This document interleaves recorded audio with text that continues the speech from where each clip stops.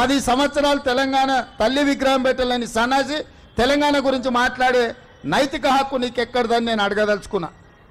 అందుకే పెద్దలు భట్టి విక్రమార్క గారి అనుమతితోని డిసెంబర్ 9, 2024 నాడు సచివాలయం లోపలనే తెలంగాణ తల్లి విగ్రహం పెట్టే బాధ్యత మేము తీసుకుంటాం.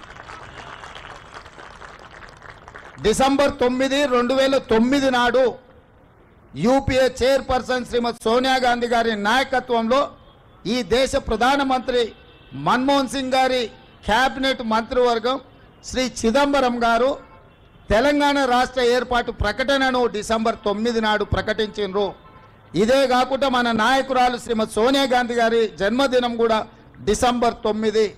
ఖచ్చితంగా తెలంగాణ తల్లి విగ్రహం సచివాలయం బయట కాదు, సచివాలయం లోపల తెలంగాణ తల్లి విగ్రహాన్ని ప్రతిష్ఠించే బాధ్యత నేను మా మిత్రుడు భట్టి విక్రమార్క గారు తీసుకుంటాం. హైదరాబాద్ నగరంలో మా హనుమంతన నాయకత్వంలో ఈ కార్యక్రమాన్ని చేపడతాం. మా చిత్తశుద్ధిని, మా నైతికతను ఏ సన్నాసి ప్రశ్నించాల్సిన అవసరం లేదు.